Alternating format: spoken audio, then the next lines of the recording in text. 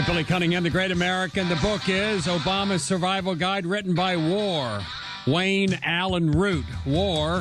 Also, he was subjected to an IRS audit not once but twice.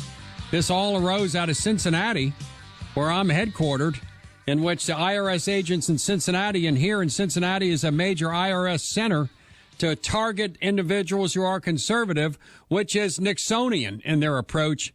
And man, that was all about this is Wayne Allen Root. Wayne Allen Root, welcome again to the Bill Cunningham Show. And Wayne Allen Root, how are you?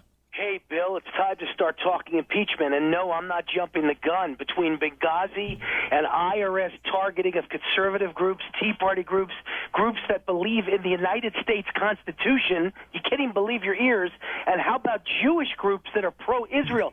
Can you imagine, Bill, if Richard Nixon had targeted Jewish groups, he'd be on the plane saying goodbye right now. They'd be chasing him with pitchforks and fires. My God. Barack Obama administration targeted, not forget conservatives, forget Wayne Root, Jewish groups. This is racism and anti-Semitism by IRS. This is the most incredible story in the news today, and this guy should be on the plane saying goodbye already. If he was a Republican, you could bet he would be. Wayne Allen Root, I want to talk about your personal experiences that you talked to me about 4, 5, 6 months ago. But one thing that happened when Richard Nixon was impeached, one of the bills of impeachment voted on by the House, and then he resigned before the trial in the Senate, was that he used government agencies, to wit the Internal Revenue Service, to hound his political opponents. Now, Obama has said that he knew nothing about it. Now it's going to begin the investigation. But some people talk about impeachment. I'm not in favor of that at all, because I don't want Joe Biden to be the president, for God's sakes. That would be awful. I know Joe Biden's horrible, but that's not the point. The point is you got to make a statement here, and you can't be targeting Jews or Christians or Muslims, for that matter. You can't target Americans based on being white or black or their race or their religion on IRS attacks. And I am living proof, Billy, living proof that this started way before the IRS admits that it involves more than just the Cincinnati office you mentioned coming in. You know, I wrote my book, The Ultimate Obama Survival Guide, for a reason, to show that Obama is involved in a purposeful plan to destroy American business. He's going after businessmen. He's demonizing us. He is intimidating us. He's using the IRS against us.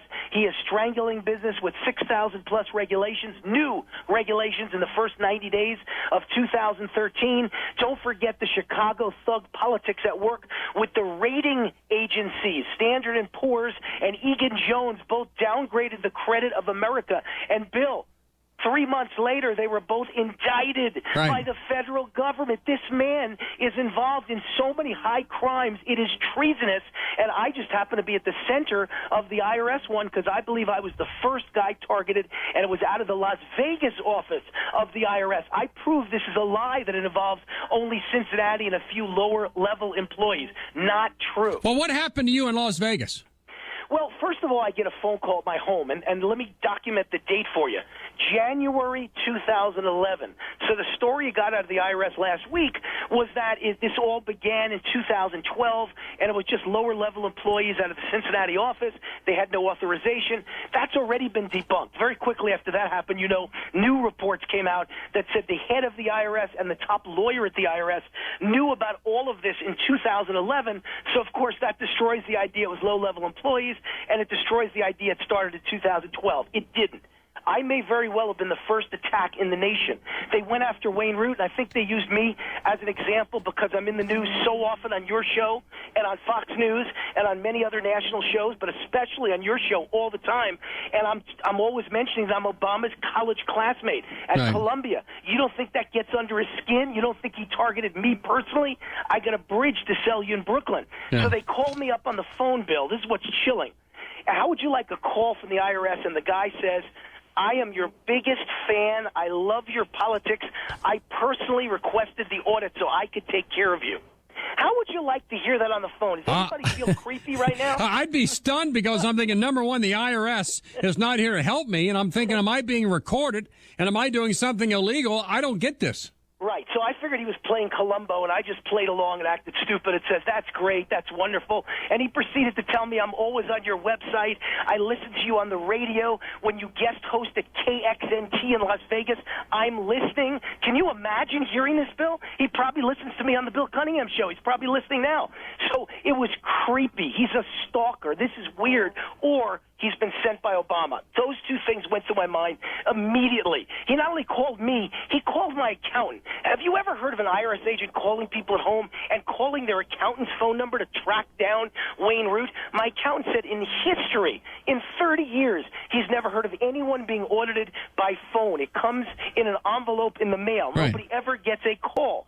So right off the bat, you know something's wrong. This is special. It's unique, and they've targeted me. Isn't there a sense, really, among those who would speak out, you better not? And this is proof. For many years, the IRS has been used as a club by Obama. If George Bush was the president right now, Wayne Allen Root, and he went after Baptist ministers who were black, he went after labor unions.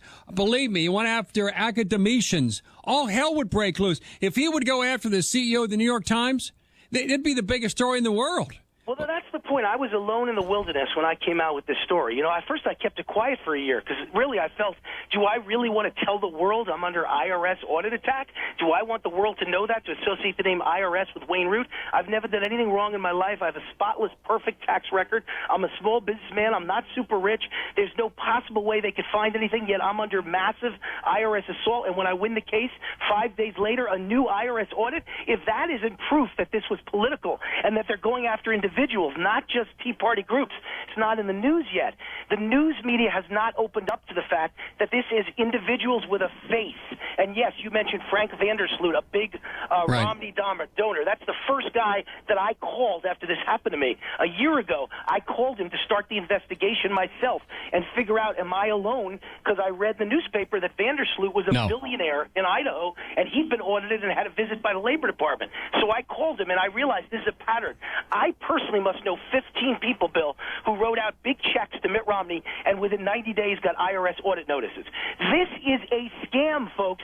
This is bullying, intimidation, Chicago thug politics at its finest, and I'm a small businessman with a wife and 4 kids who almost got ruined and wiped out. But you know what? I didn't let him stop me, Bill. I wrote the Ultimate Obama Survival Guide, which is damning against Barack Obama, and I did it while under IRS audit threat. I don't care. You can't make me back down. Now,